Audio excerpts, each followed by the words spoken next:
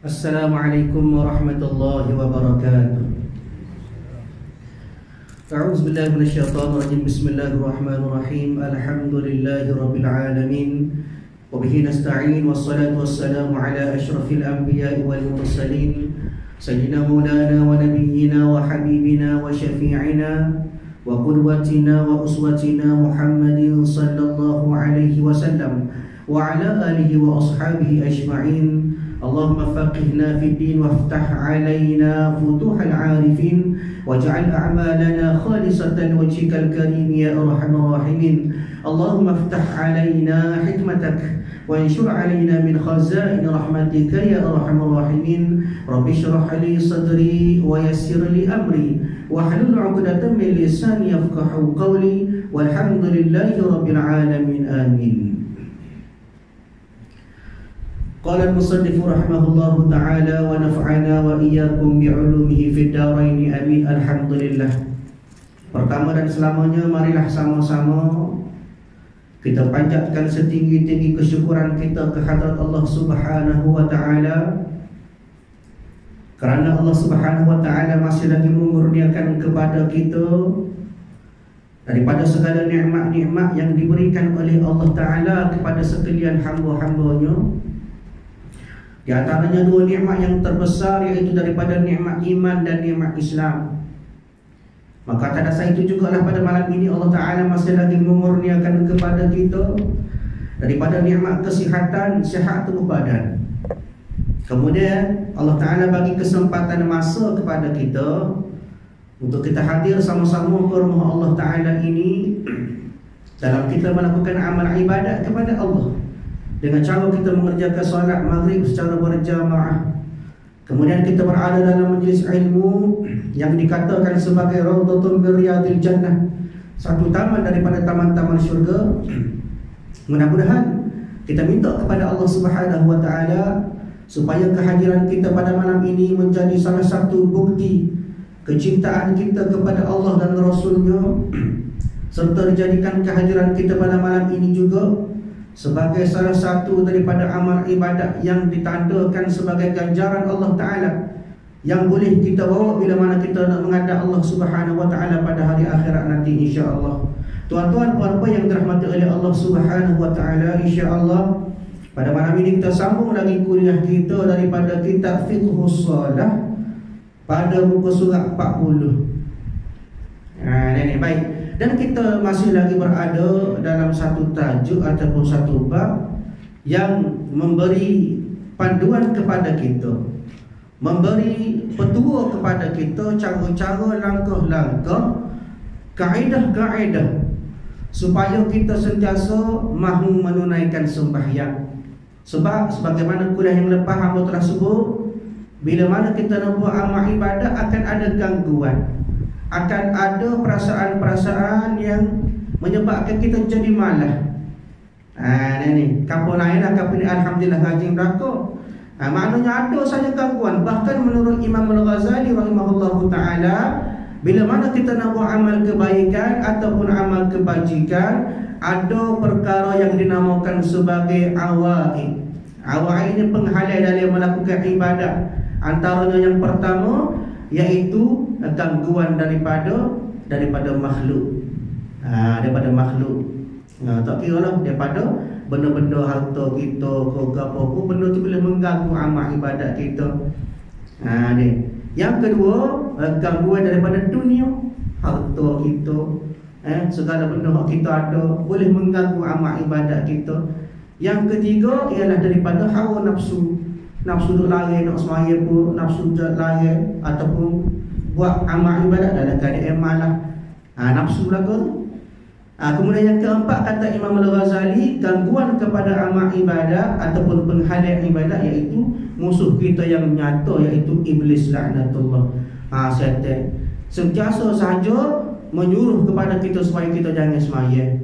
Jadi panduan ini di dalam kitab Fiqhus Shalah diceritakan kepada kita ataupun disebut beberapa petua supaya kita jadi rajin semua nak sembahyang. Baik. Muka surat 40, tengok bawah tu nombor 3. Yang ketiga, Kata pengarang kitab, dia kata macam mana cara untuk kita jadi rajin ataupun sentiasa nak mengekali atas ibadat semaya. Yang ketiga, kata pengarang kitab rahimahullahu ta'ala, kita tanamkan rasa bertuah, rasa bangga dan mulia dengan ibadat solat. Solat ni mulia, satu ibadat yang mulia. Bahkan hadis Nabi menyebut kepada kita, di dalam rukun Islam, lepas pada mengucap 2 kalimah syahadat, maka semaya dalam ibadat dia. Maka mengucap 2 kalimah syahadat itu bukan ibadat, bahkan itu akidah. Kita kena faham akidah, iaitu penyaksian bahawa Allah Ta'ala adalah sebenar-benar Tuhan yang layak disembah dan Nabi Muhammad itu pesuruh Allah. Itu pada bab akidah. Maknanya dalam hadis Nabi sebut bunyal Islamu ala khamsin, dibinanya Islam atas 5 perkara. Yang pertama syahadah. Maknanya pada bahagian yang pertama, bila kita beragama Islam, yang pertama sekali kena kukuh dari segi akidah kita. Itulah sebenarnya kunci kepada Islam. Sebab itu orang nak masuk Islam, perkara mula-mula kena buat, dia kena bersyahadah.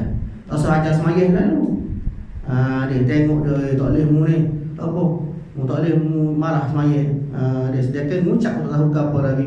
Maknanya mula-mula kena ajar pendekatan untuk kenal Allah, kenal Rasul. Lepas pada tu barulah masuk bab ibadat. Apa dia? Dia iqamas solah, iaitu mendirikan semayang. Maknanya dalam rukun Islam yang kedua ataupun ibadat yang pertama ialah semayang. Itu yang dikatakan sebagai kiramul solah, satu kemuliaan bagi ibadat solat. Bahkan solat adalah merupakan satu-satunya ibadat yang Nabi kita Nabi Muhammad SAW terima secara wajhun biwajhin, menghadap Allah Ta'ala. Adapun ibadat lain semuanya melalui wasitah, melalui perantaraan, ataupun ada posmen. Siapa dia? Malaikat Jibril ataupun Jibril alaihi salam waktu ibadat. Contohnya ibadat haji, maka Allah Ta'ala waktu ayat dihantar melalui Jibril kepada Nabi. Jadi maka siapalah ibadat haji. Begitu juga ibadat lain, bab puasa. Ya ayyuhalladzina amanu kutiba alaikumusiyam. Al-Quran sebut, maknanya satu arahan ibadat lain, puasa, zakat, ibadat haji ialah melalui perantaraan Jibril. Adapun semaya, Nabi kita Nabi Muhammad terima direct daripada Allah Ta'ala wajhun biwajhin. Orang putih sebut face to face, menghadap Allah Ta'ala, terima daripada Allah Ta'ala sendiri ibadat semaya. Itulah yang kemuliaan atas ibadat semaya. Maka bila kita nak suruh kita ni mengekali atas ibadat semaya, maka kita kena tanam perasaan bahawa kita rasa bangga bila mana kita boleh buat amal ibadat Allah Ta'ala beri sendiri kepada Nabi. Bukan bermaksud ibadat lain tak penting, tak. Tapi nak sini kemuliaan ataupun darajat yang diberikan atas ibadat semaya itu sendiri. Barulah kita berasa rajin. Nabi kita terima benar daripada Allah Ta'ala. Malah lagi. Baik. Maknanya kita tanamkan rasa bertuah, bangga dan mulia dengan ibadat semaya waktu Rabu ini, kerana ia adalah satu penghormatan besar bagi hamba. Maknanya litakrim alal abdi, satu kemuliaan bagi seorang hamba. Nabi Muhammad hamba juga, tapi dia orang panggil sebagai ketua ataupun penghulu segala hamba, penghulu segala jami'ul makhluqat, penghulu kepada segala makhluk Allah Ta'ala. Jadi maknanya kita kena rasa bahawa kita semaya itu adalah satu ibadat yang boleh menyebabkan kita rasa mulia, walaupun hakikatnya manusia ini dalam keadaan hina. Hina kan manusia ni? Hina. Dia bagi si hamba yang hina lagi lemah. Layaknya manusia ni hina lagi, lepas tu lemah lagi, nak banding dengan makhluk lain. Sebab itulah tuan-tuan, apa yang dirahmati oleh Allah Ta'ala, dan Al-Quran dinyatakan kepada kita beberapa ayat yang menyatakan kita ni merupakan makhluk yang sangat-sangat lemah.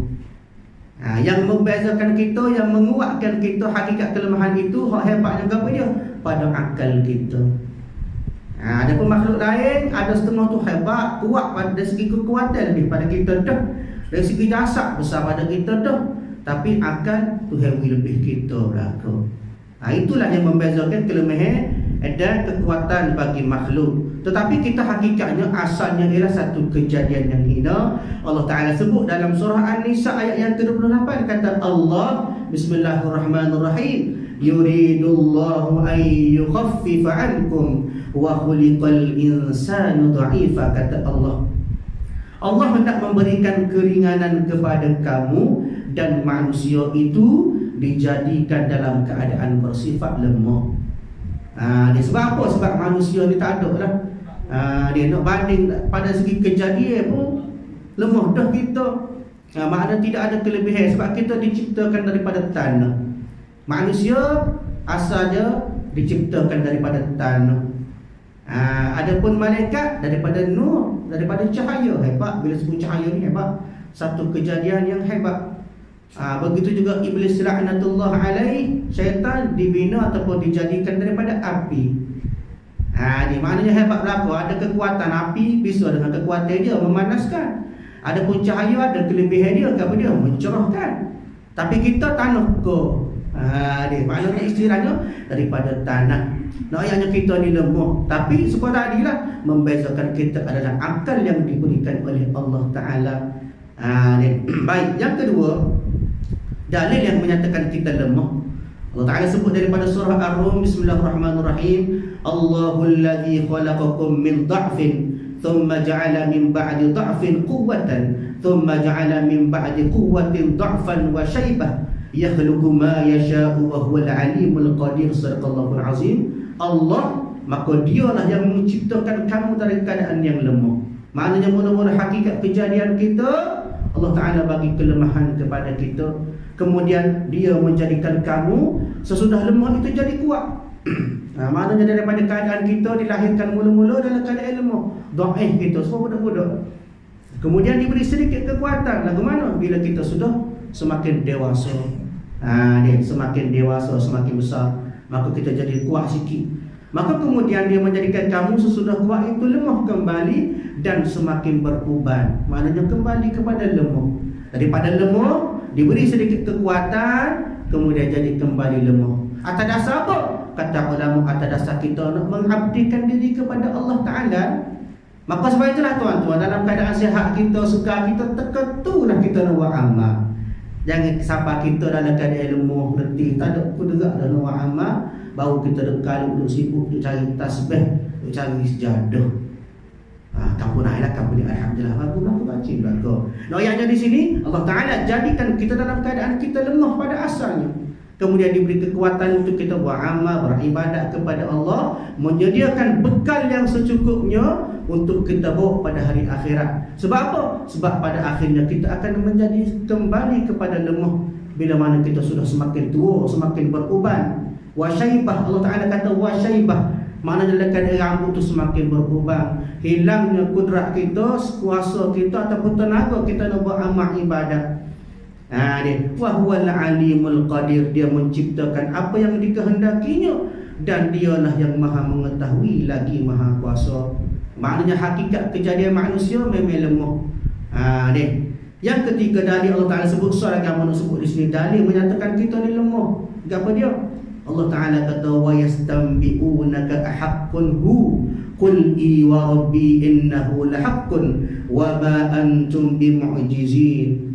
Dan mereka menanyakan kepadamu, benarkah azab yang dijanjikan itu? Maka katakanlah, ya demi Tuhanku, sesungguhnya azab itu adalah benar dan kamu sekali-kali tidak bisa untuk luput daripadanya, yakni kamu akan lemah dalam bab nak menahan daripada azab Allah Ta'ala. Ini yang paling kita takut. Kesudahan kita dalam keadaan kita lemah, kita nak menanggung azab daripada Allah Ta'ala pada hari akhirat nanti. Sebab itulah tuan-tuan, kita kena sedar setara mana kita hebat kita tetap kejadian yang lemah. Hak bijak ialah bila mana kita guna kelebihan kuasa ataupun tenaga yang diberikan oleh Allah secukupnya untuk kita buat amal ibadat. Jangan kita menghabiskan masa dengan benda yang sia-sia, tidak berberi manfaat ataupun faedah bangsa dunia dan juga bangsa akhirat. Di maknanya kembali kepada kitab semula, maknanya ia merupakan satu penghormatan besar bagi orang itu dalam keadaan hina, dalam keadaan lemah kita ni, boleh juga ambil masa nak buat amal ibadat dengan cara semaya kepada Allah Ta'ala. Maknanya dalam keadaan kita nak semaya, kita kena fikir kita ni hebat.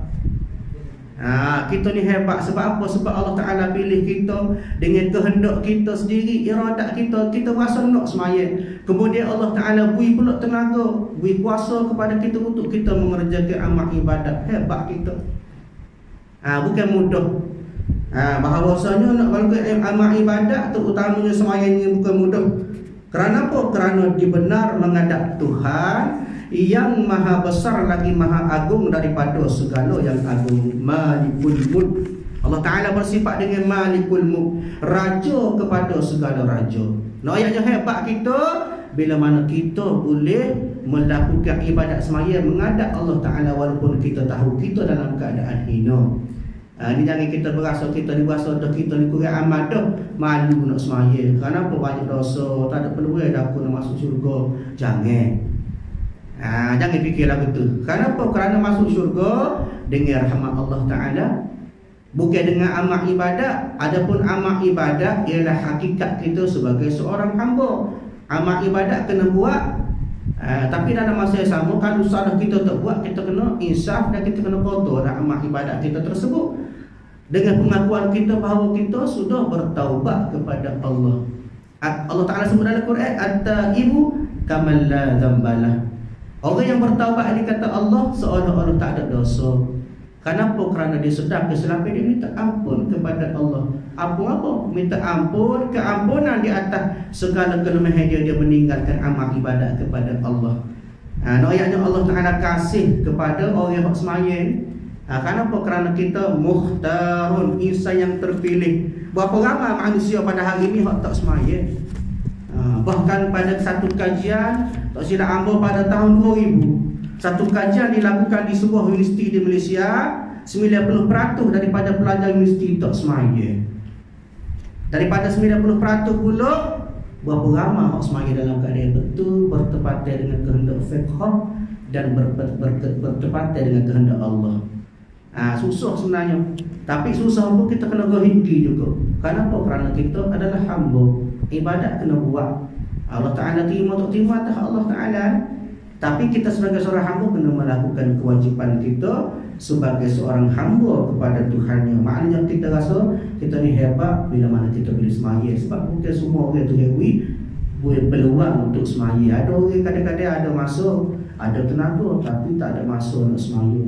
Tidak ada taufik dan hidayah seperti mana aku sebut pada kuliah yang lepas.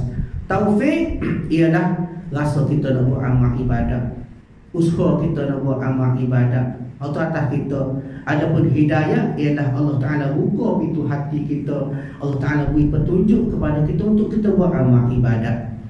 Kalau ada taufik saja, usaha ada, nuk tu ada, tapi Allah Ta'ala tak beri hidayah, Allah Ta'ala tak buka pintu hati, maka tak jadi ibadat kita. Ni. Begitu juga ada hidayah tapi tak ada taufik. Tuhan buka pintu hati tapi kita pula rasa malah, tak si semaya, tak si buat amal ibadat, pun tak jadi amal ibadat kita. Sebab itulah kita kena berasakan bahawa kita adalah antara orang yang hebat. Bukan bermaksud kita nak riak, tapi sebagai satu semangat kepada kita untuk kita terus melakukan amal ibadat kepada Allah.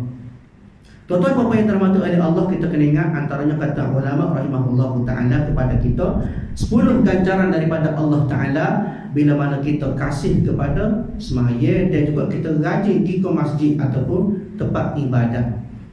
Apa dia? Yang pertama, orang yang rajin semaya, rajin mari masjid, rajin mari balasah ni ialah Allah Ta'ala memberikan satu tanda kepada orang-orang yang beriman. Maknanya digelar ataupun termasuk dalam bahagian orang-orang yang beriman bila mana dia kasih kepada semaya, dia rajin pergi masjid, rajin pergi surah, pergi balasah.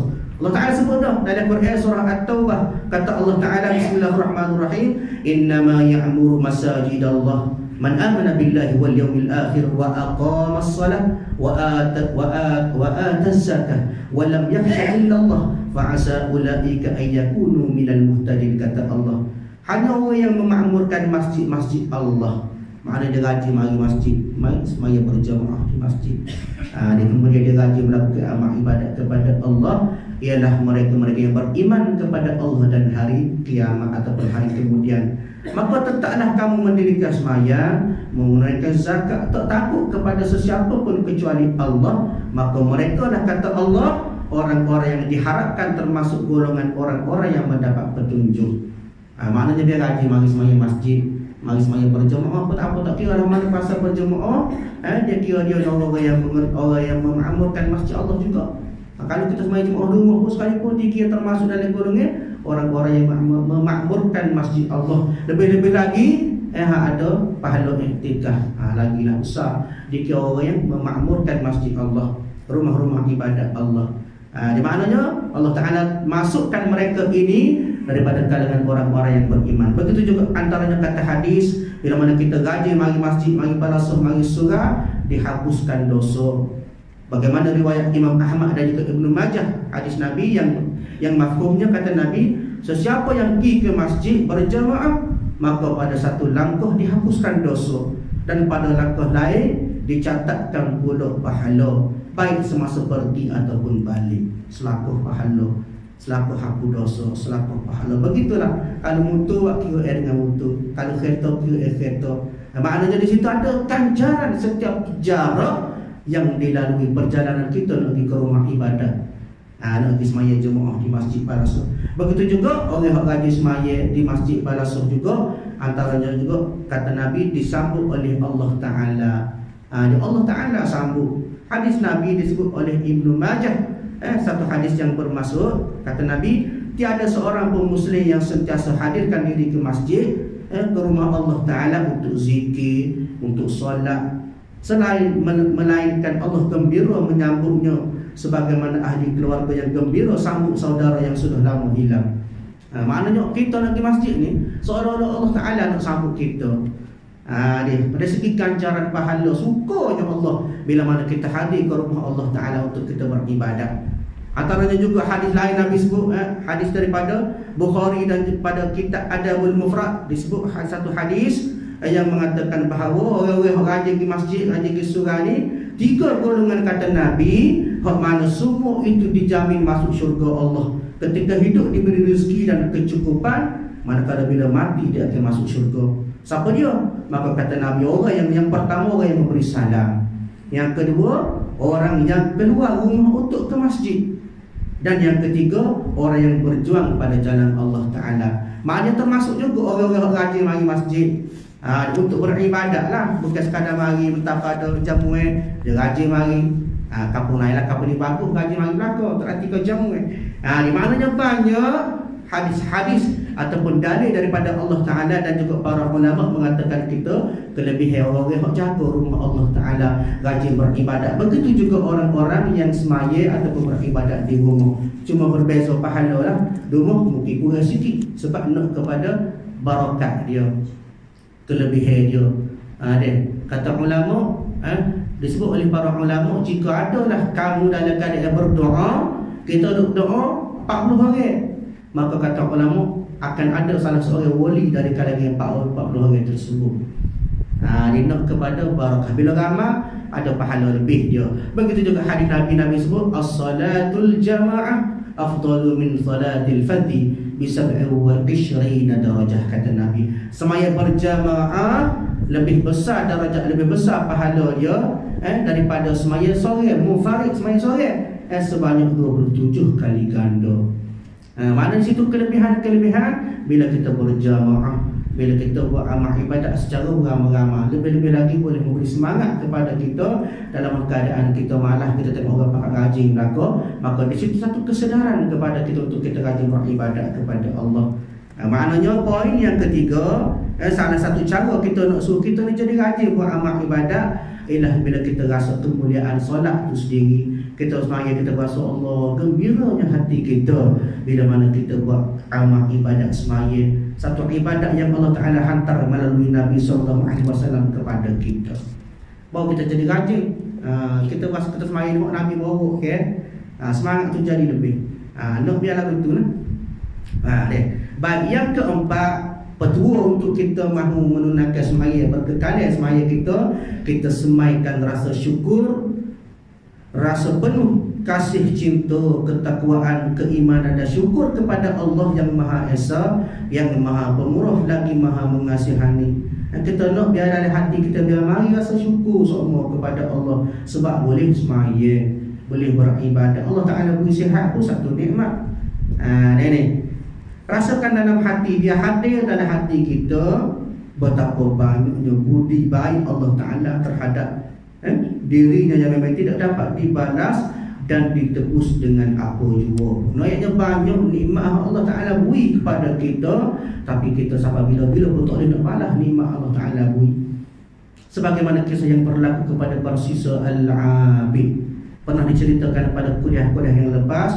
Barsisa salah seorang orang alim yang digelar sebagai Al-Abid, ahli ibadat, rajin buat amal ibadat, rajin semaya, rajin puasa, banyak pahala dia. Tapi bila mana mati, dia iktimad pada amal, dia berpegang kepada kehebatan amal dia. Sampai bila mana Allah Ta'ala bagi peluang masuk syurga dengan rahmat Allah Ta'ala, dia taksir masuk syurga dengan rahmat Allah Ta'ala. Sebab apa? Sebab aku nak masuk syurga dengan amal aku hebat, aku buat amal hebat, berpuluh-puluh tahun aku buat amal ibadat, puasa tengah hari, malam qiyamul amal ibadat aku hebat, hingga digelar sebagai Al-Abid, maknanya ahli ibadat. Maka kata Allah Ta'ala, mu nak masuk syurga dengan amalmu, tak apalah, mu letak timbangan amalmu tak atas nimbang, ambil pahala amal kebajikan tak atas nimbang berat degung. Maka sebelah lagi kata Allah Ta'ala, cabut nikmat mata sebutir letak nak timbang, mana besar pahala ataupun sumbangan nikmat mata berbanding dengan amal kebajikan kamu buat selama mu hidup. Maka takdir Allah Ta'ala berat lagi nikmat mata waktu yang beri pada dia. Bila letak saja mata dia, biji mata tu degung, berat lagi mata pada amal ibadat. No, yang jadi sini nikmat Allah Ta'ala besar lah tu. Sebab itulah Allah Ta'ala sebut dalam Quran, Bismillahirrahmanirrahim. Allah Ta'ala sebut daripada surah An-Nahl ayat yang ke-18, kata Allah Ta'ala, wa in ta'uddu ni'matallahi la tuhsuha innallaha laghafurur rahim, kata Allah. Dan jika kamu nak menghitung, nak kira nikmat Allah yang dilimpahkan kepada kamu, maka tiadalah kamu akan dapat menghitungnya satu persatu. Tak boleh nak kira nikmat Allah Ta'ala banyak. Sesungguhnya Allah Ta'ala Maha Pengampun lagi Maha Mengasihani. Nah, yang besar nikmat Allah Ta'ala beri kepada kita, lebih-lebih lagi nikmat dalam kita melakukan ibadat kepada Allah Ta'ala. Maknanya bila kita semaya, kita angkat takbir Allahu Akbar, kita mari rasa syukur sebab Allah Ta'ala bagi peluang kepada kita untuk kita terus beribadat kepada Allah Ta'ala. Berapa ramai manusia yang dia dalam keadaan diberi peluang tapi dia tidak pernah mengambil peluang tersebut. Sibuk dengan dunia, sibuk dengan harta, pah meeting, dan pah mesyuarat dan sebagainya, nego dan sebagainya, maka menyebabkan dia jadi jauh daripada ibadat. Ibadat dengan dia pun jauh dah. Sangka dia dengan Allah Ta'ala. Ini ibadat ialah tariqah, jalan nak menuju kepada Allah Ta'ala. Kalau kita tak melalui jalan yang menuju Allah Ta'ala, bagaimana kita nak bertemu dengan Allah Ta'ala? Sebab itulah tuan-tuan, setiap masa syukurlah kita kepada Allah Ta'ala atas nikmat Allah Ta'ala beri kepada kita. Dan Allah Ta'ala sebut dah, la in syakartum la azidannakum, kata Allah. Kalau bersyukur, aku tambah kepada kamu daripada nikmat. Nikmat sihat, kita syukur kepada Allah Ta'ala, boleh mari semaya Jumaat 5 waktu, kurang-kurang 3 waktu sehari semalam, tak apa dah. Maknanya kita syukur, maka Allah Ta'ala tambah lagi nikmat. Tambah lagi mana? Allah Ta'ala beri sihat kepada kita. Ada kadang kita cekak pun hijau, pun puasa, dia setengah tu puasa, alhamdulillah puasa Rejab. Tapi masih lagi boleh buat amal ibadat kepada Allah, boleh semaya Jumaat. Itu satu nikmat. Sebab itu Allah Ta'ala akan tambah kepada kita. Kadang-kadang kita tak sedar pun, kita tak berasa rupanya Allah Ta'ala beri nikmat kepada kita. Makan lalu pun nikmat. Dia boleh tidur jenera malam pun nikmat. Nikmat berapa? Maknanya kena syukur. Dan jangan berasa kita ni boleh berlaku berasa tidak ada rasa terima kasih kepada Allah Ta'ala. Menyebabkan kita dia kata Allah Ta'ala orang tidak syukur, maka dia dikira daripada kalangan orang-orang yang sombong. Sebagaimana sambungan ayat kepada ayat tadi, la in syakartum la azidannakum, kalau bersyukur aku tambah kepada kamu, wala in kafartum inna azabi lasyadid, kata Allah, kalau kufur atas nikmat aku, inna azabi lasyadid, kata Allah, sungguhnya azab aku kepada kamu amat-amatlah pedih. Lagu mana cara tak syukur? Iaitu bila mana kita tak guna nikmat Allah Ta'ala beri itu atas jalan kebajikan, atas jalan kebaikan. Nikmat Tuhan beri tangan, nikmat Tuhan beri anggota kepada kita, hanya kita guna atas benda-benda, atas kegunaan dunia sahaja. Tidak ada sumbangan-sumbangan anggota ataupun nikmat tadi atas jalan akhirat.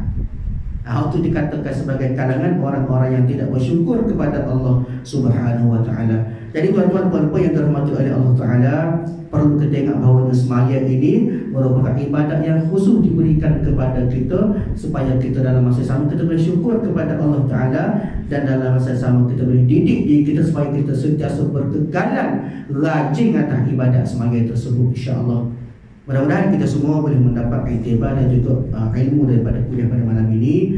Yang kelima, daripada petua-petua kita nak mengekali atas ibadat sembahyang, iaitu ingatlah orang yang tidak sembahyang terletak di antara kufur atau berdosa besar. Wallahu a'lam bissawab. Insya-Allah kita sambung kuliah kita pada masa akan datang. A'udzubillahi minasyaitonirrajim. Bismillahirrahmanirrahim. Alhamdulillahirabbil alamin. Wassalatu wassalamu ala asyrafil anbiya'i wal mursalin wa ala alihi wa ashabihi ajma'in. Allahumma inna nas'aluka ridhaka wal jannah wa na'udzubika min sakhatika wan nar. Allahumma innaka 'afuwun karimun tuhibbul 'afwa fa'fu 'anna wa 'an walidina wa 'an jami'il muslimina wal muslimat wal mu'minina wal mu'minat bi rahmatika ya arhamar rahimin. Rabbana atina fid dunya hasanah wa fil akhirati hasanah wa qina 'adzaban nar. Sallallahu ala sayyidina Muhammad wa ala alihi wa ashabihi ajma'in walhamdulillahi rabbil alamin. Assalamualaikum warahmatullahi wabarakatuh.